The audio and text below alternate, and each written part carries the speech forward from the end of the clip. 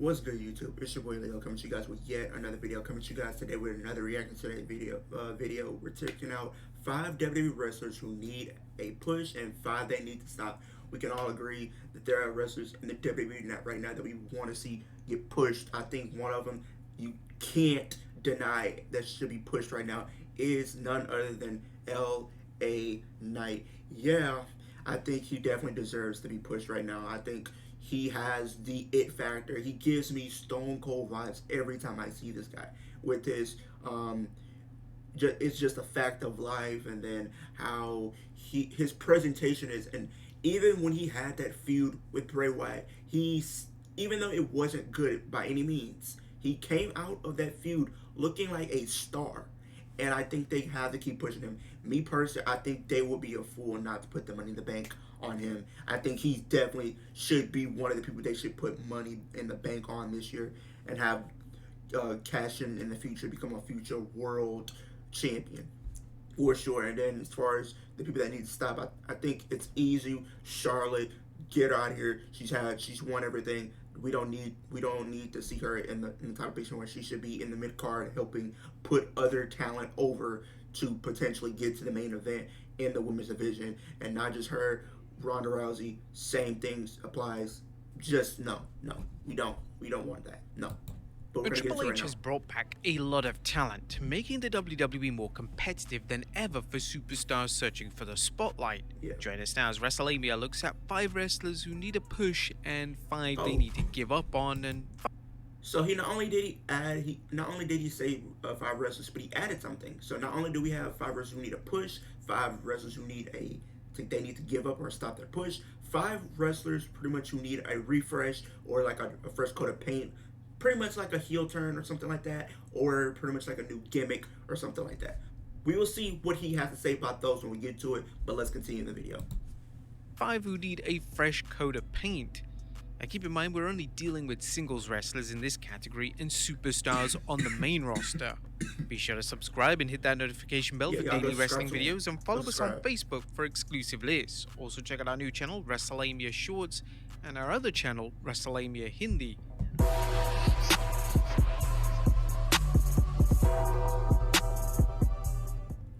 There are several wrestlers enjoying pushes to various degrees right now, such as Dominic Mysterio, Finn Balor, Solo Sikoa, and Rhea Ripley. Yeah. However, these 5 need more of a push than they're getting right now.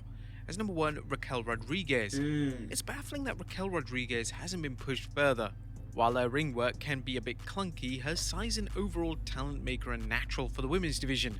Her biggest problem is that she's stuck on SmackDown, where your chances of being pushed are next to nothing unless your name is Charlotte Flair, Ronda Rousey. I mean, I think here's the thing. I think she's probably going to end up going to the Raw draft, especially with her being tag team champions. I think that's probably easy to say that she's probably going to go to Raw.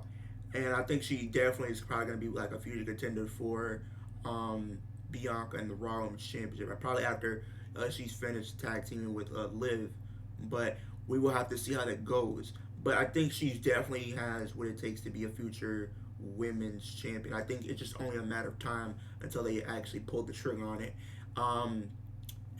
I just think, and if she was to stay on SmackDown, I wouldn't be mad at it either, because you remember her feud that she had with the current SmackDown champion Rhea Ripley and NXT. They tore the house down, and I'm not sure what stipulation it was. I think it was Falls Count Anywhere or something like that. Y'all, I might not be too sure on that, but for y'all who do watch NXT and stuff like that, and remember this feud, what match was it that they had? It was probably right before Rhea went to the main roster in 2020, I believe. No, 2021. In 2021, I believe. So it was right before that. So what stipulations did they have? But I do know they had a series of matches together, though. But they did tear the house down. Rousey or Liv Morgan. Number 2, Damian Priest. The Archer of Infamy started off. Damian Priest is another one. I think it's easy to say once. I think he's probably going to end up going to SmackDown draft. Me personally, I think he should be a future Intercontinental Champion. And if he's on SmackDown, he could probably even win the Undisputed Championship. We will see. Strong in the WWE when he received a high-profile match alongside Bad Bunny at WrestleMania, but fell into the background until things picked up after joining the Judgment Day. Whilst Priest has worked many tag matches, he could benefit from a singles push. Yeah. Number 3, Rick Boogs. Rick Boogs This is stands out for interesting. his incredible physique and his incredible charisma, despite questions about his ability to work against different opponents. Yeah, he Boogs does have has the the physique, je though. ne I sais will say quoi that. that could make him into an unlikely upper card or even main event star if he's presented properly. Yeah. On paper, his act shouldn't work well as he's so ridiculously over the top, but somehow he Yeah. makes it work, and with the right positioning, he could quickly break out towards the top. Okay. Number 4, LA Knight. I just said LA Knight I has said it. quickly shown he's 24 karat gold. The arrogant heel whose mouth writes checks his ass can't cash has gotten over quickly with the WWE Universe in no time at all after ditching the Albatross Max Dupree gimmick. Indeed, Knight may be wrestling's Mr. Teflon as seen by his dreadful program with Bray Wyatt where he came out smelling like roses. That doesn't mean the WWE should book him against anyone. As good as Knight is as a heel, he seemed destined for... I think he might go to Raw. I think he might get drafted to Raw. I mean, personally, I would love to keep him on SmackDown, though. Wherever he goes, he's probably, hopefully he flourishes and continues to do what he's doing. an even bigger run as a babyface, and the WWE should start preparing him for such a run. Prize Yeah. Picks is giving away a Here's what I will say about that. He's a heel right now, but he is over. I think they have to turn him into a babyface at some point. Me shot to win up personally. to $1 million He has to. every day of the playoffs. It's a situation like how Seth Rollins was. Because Seth Rollins was a heel, but people, would come out singing. When he would come out, people would be singing his song and kind of cheering him, even though he was a heel. Until they had no choice but to put him as a babyface. And the same thing can be said for LA Knight. He's pretty much a heel right now, but people are behind him, and he's getting more over every single week we see him on SmackDown. I think they have to at some point pull the trigger and have him become a face. And number 5, Karrion Kross. Critics often point to Vince McMahon's treatment of Karrion Kross as evidence of how out of touch he is with fans, and point to Triple H's handling of Kross in NXT to suggest how the game knows what fans want. However, Kross's treatment on SmackDown has fallen far short of the mark, suggesting Triple H doesn't have the Midas touch he's often credited with. The WWE seems reluctant to put Kross into any title programs, which may be the case of timing. If so, it's difficult to explain why Kross's programs... I think what it really comes down to with Karrion, I just think he's probably on a show where there's really not much time. So I feel like if he was to be on Raw, maybe give him more time to do something or get something going for him. And I just think with the titles being unified, it kind of makes it harder for somebody like Kim, so pretty much who in NXT was a main eventer, and sometimes even on the Indies he's pretty much like a main eventer. So it's kind of hard for them to do that when there's like big stars there. have been so lackluster so far, despite programs against Drew McIntyre and But Rey and then it Mysterio. comes down to the But booking. those are the wrestlers who need to be pushed. Who does Triple H need to put the pause button on? WWE has several superstars who are being pushed harder than their talent or ability to resonate with the fans warrants. In these cases, it's time to press pause on their pushes. As number 1, Liv Morgan. Liv Morgan is a popular star who finally got a break when she won the 2022 Money in the Bank. I know fans are not going to be happy about this one. They are not going to be happy about this one. Because Liv is probably one of the most, how do I put it, beloved women in the WWE right now. So I think people are going to want her to keep getting pushed. And now that she's tag team champion and won that SmackDown Women's Championship and pretty much ran the gauntlet and became an Iron Man in the Royal Rumble this past year, I think they're probably gonna keep pushing her. I think they should. I think she should become a Triple Crown champion at least. She only needs to win the Raw Women's Championship. She's pretty much Triple Crown champion. I would not be mad at that. And successfully cashed in against Ronda Rousey. As we What I pointed- think really messed her up as a main eventer is they put her with Ronda Rousey, and when that whole situation happened at SummerSlam, people couldn't take her serious anymore. Her credibility as a main eventer went out the window. People really could not buy into her because she couldn't beat Ronda Rousey, and especially with the way they did it. I feel like what it comes down to is the booking. If the booking was better, she probably would be in a different spot. I think when I seen her become champion and going up against Shayna, and she went up against Ronda, I think if you booked it better, and then when she eventually dropped the title, she could have been still in the main event picture of SmackDown. She could have beaten just like how Bianca is on Raw, but on SmackDown. I think if they booked it better, she could have been the SmackDown version of Bianca Belair. Out in the past, the WWE deserves credit for giving Morgan a run, but she didn't succeed But as she main has event. been doing a little bit more crazy work, so maybe that's gonna coincide with eventual going off the rails and probably becoming a heel. Maybe that leads to her becoming part of the Judgment Day. We will see. Hopefully, it does. Partly because she didn't seem credible against Ronda Rousey, and second because she's clearly lacking in the ring. Morgan makes too many mistakes to be competing at a top level. Her popularity makes her a good choice for a tag team run, but not the main event and not the upper card, except perhaps for feuds. Number 2, Matt Riddle. Unlike most of the wrestlers in the poor section, Riddle has the ring skills and popularity to make him an upper card or even main event star. Yeah. He's shown he can work with a variety of opponents and work equally well as a goofy comedic character and a serious character. Riddle's problem is that he's undependable due to his activities outside the ring, and until he's shown he's dealt with his personal demons, the WWE can't risk pushing him or continuing his current path. Number 3. Yes and no. If someone can be really depended on and they're, getting into trouble outside of the WWE, it's kind of going to be hard to, for you to want to push them and put stock into them, even if you want to, knowing what their track record is, knowing if you were to push them to the moon like you want, and something backfires, you're gonna probably have to pull the plug, and it will kind of diminish both sides because you put stock into it, and now you have to take and drop back on it. And for them, you're in a good spot, but you can't really be in that spot if you're doing stuff outside of the WWE that you're not really supposed to. And the reason why I say no is because here's the thing: the Usos have been having the same situations over the last few years, but they're still prominently being used and pretty much at a long run with the tag titles. So, in a sense, I can understand what they're saying, but at the same time, the Usos pretty much done the same thing, and they are in a good position right now. So, it depends on how you look at it, but I do think Matt Riddle definitely deserves some type of push in the future. If you were to tweak him a little bit, making him more of a serious character, I think he should be a world champ. Sonya Deville. Sonya Deville is pushed far out of her league, not because she's lacking in talent, but because she has been jobbed so much since returning from her role as an authority figure. Yeah. Like Carmella, Deville always seemed to find herself in the women's title picture. Exactly. Unlike Carmella, she doesn't have the charisma or mic skills to annoy fans enough to want to see her get a comeuppance. Number 4, Natalya. Like Sonya Deville, Natalya is always found in the world title picture. I don't know about this one. She really doesn't get...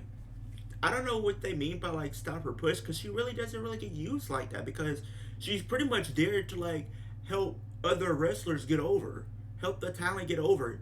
Yeah, they might throw her a championship now and then, but even when she's beating these tag teams, these random tag teams, the person that she's tag teaming with is somebody that they might have things for, and she's there to help them get to the next level, help them get over. So she's pretty much doing the company favors. So I have to respect that. Such a bad thing as the veteran can still go in the ring and is a classic example of a wrestling mechanic. The problem is that Natty should be making room for other single stars and or putting them over. Her current role working as a veteran tag team partner alongside younger wrestlers is arguably the best role for her, but it's unclear whether it's a temporary role or more of the WWE's inability to consistently book the Blue Brand's women's undercard. Pineapple time! So fun, but so hard to cut. It's unbelievable that all the grocery prices are so low. Likely right now. And number 5, Ronda Rousey. Yep. Get her out Does of here. Ronda Rousey belong in the main event? Well, that would seem to be a no-brainer. I think when he literally I think it's the last person for the needs to stop. They should have had Charlotte in here. After all, Rousey is the baddest woman on the planet and could tie nearly any female superstar into a pretzel with ease. Yeah. Nonetheless, her current singles run has been a bit of a snoozer.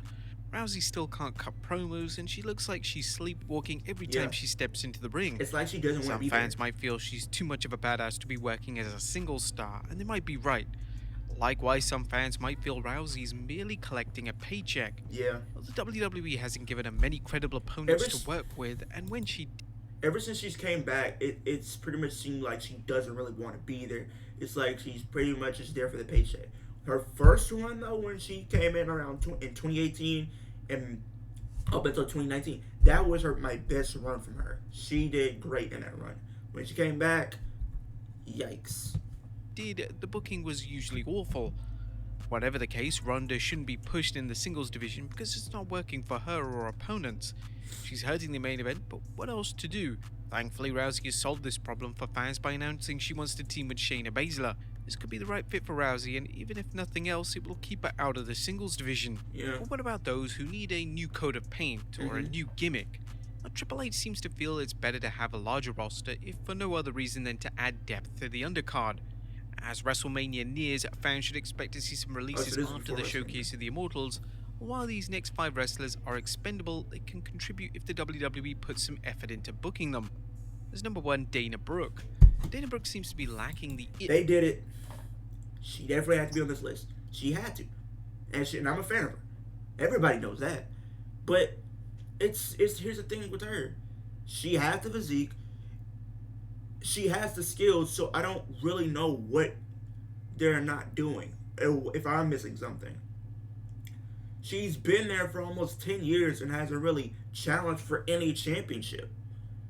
The only championship she's pretty much challenged for is the 24/7 championship. That's pretty much it. She's never got to compete for the Raw Women's Championship, the SmackDown Women's Championship, the NXT Women's Championship. None of them. None. It's pretty much been over almost 200 days since she's been on TV. The last time she was pretty much seen was probably in the lead up to Survivor Series War Games. That was probably the last time we've seen of her. Pay-per-view wise, me personally, I think the Royal Rumble is my best bet. That's the last time we've seen her. And it sucks. It sucks that for fans, and I even heard about the whole situation where a fan had her that said, give Dana Brooke a chance, and the fans, and not the fans, but the security took the poster. Are you kidding me right now? I don't understand why fans aren't allowed to be able to express who they like or express who they feel deserves a chance. And it sucks that it's like they're taking our voice away. Don't they know anything about the amendments? Freedom of speech. We should be able to say what we want, feel the way we want, and not have repercussions for it. Honestly. I don't know how many times we have to stress this or have to sit back and keep saying this. Dana Brooke should be on TV. Here's the thing. People are going to hate regardless. I don't care. People are probably going to watch this video and going to be like, oh, you're a Dana Brooke mark, you're a Dana Brooke sip. Shut up. It's a fact. Dana Brooke is probably one of the most underrated women in that division right now. Never given a chance. You can't sit up here and say they gave Dana Brooke a chance. No. Every time she's tried to do something or give or whatever she's been given to try to make work, it's never done anything for her. It's always about the company. You have to understand that for her, she deserves something from all the hard work she's put in.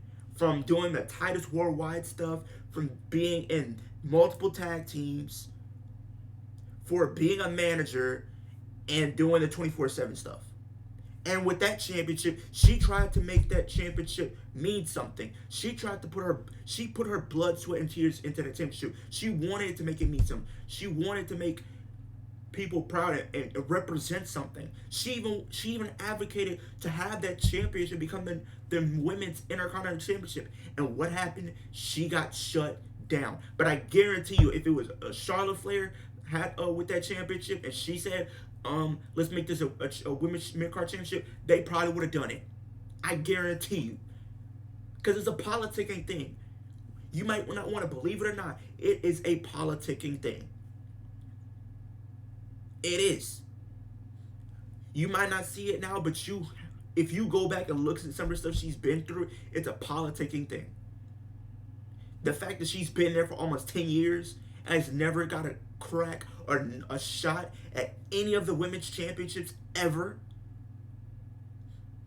Not in a one-on-one match, a triple threat, a fatal four-way, nothing. And it sucks that she's talented, but people want to crap on her every chance they get instead of actually sitting back and actually giving her a chance to say, oh, maybe she is not as bad as people think she is, because she's not. All she needs is a chance to really show what she can do. All she needs is probably like a fresh coat of paint, like they said, and a gimmick that the people can get behind. I thought they had something with the flex appeal thing. I thought it was solid. Maybe they tweaked it a little bit and it could have been even better. She's definitely somebody I can see as a powerhouse in the women's division. You have people like Rhea Ripley and Raquel. Outside of that, I can see, and you have, of course, you have Bianca, but outside of that, she should be up there with them. And here's the thing, Bianca Belair has, before this draft is about to come, is coming up in a few days, Bianca has pretty much beaten everybody on Raw. The only person she has never beaten, and we're talking about on the main roster and NXT, she has never faced Dana Brooke ever. Never had a one-on-one match ever. Nothing. And me personally, if I was booking it, I would put her up against Bianca and let her show what she can do. If she wins, cool. They pull the trigger. If she loses, they at least showed that she could go with some of the very best in that ring. That's all I'm saying.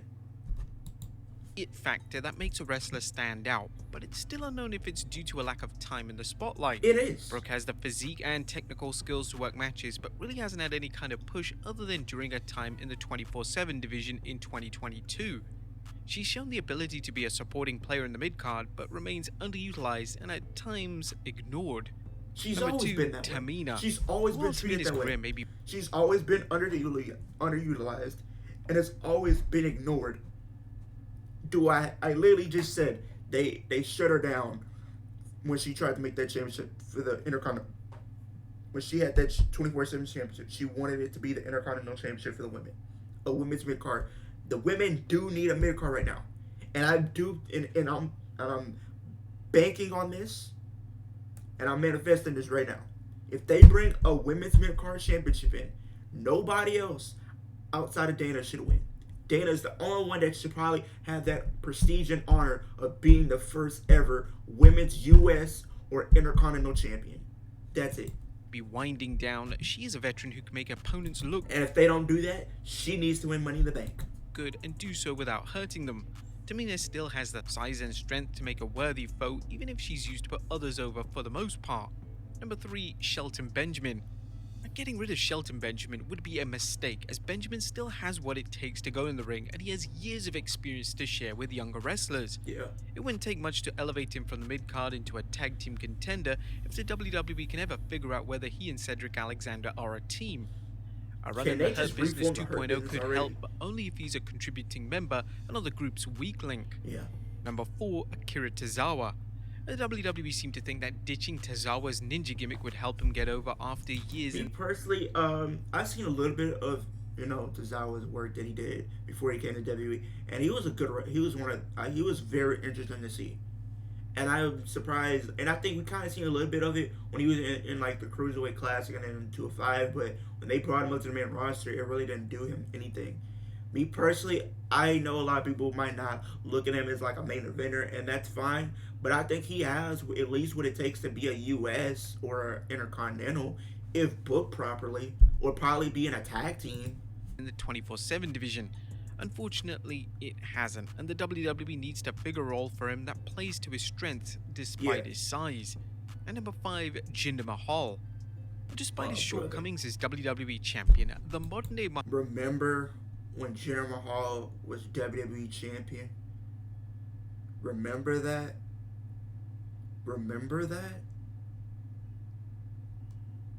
Maharaja should be doing more in the WWE than floating from one brand to another. His tendency to get hurt hasn't helped, but if he can stay healthy, he should be pushed. Does he need a gimmick change? A turn from heel to babyface? Mahal isn't a diamond in the rough, perhaps, well, not even a diamond, but he is a gem that could benefit from some serious polishing. What do you guys think? Let us know in the comments down below. I'll see you next time. I mean, he kind of hit a little bit home on some of these. Some of them were kind of like, but for the most part, it made, it was cool to check out. comment down below, how do you guys feel about this video? What are some of your wrestlers that weren't on this list that you feel like need a fresh coat of paint, feel like they need to stop pushing, feel like they should push in the future? Leave that all down in the comment section down below. I would love to have a dialogue and a conversation with you guys. I love doing that with you guys. Let's get 5 likes on this video and do more videos just like this one. Road to 500 subscribers. We're almost there. Keep running up the likes on the video. It helps us get this video out there for more people to see. I will probably be dropping another video later today, probably talking about the draft, and we'll probably go do a full video about it, so you guys do not want to miss that. I will be going over the draft, talking about every wrestler and where they should end up this coming draft come Friday and Monday, so you guys don't want to miss that. And I will be live streaming on Friday and Monday for both nights of the draft, so you guys do not want to miss that as well. But we're on the road to 500. I appreciate you guys for kicking it with me, and I'll see you guys in the next video.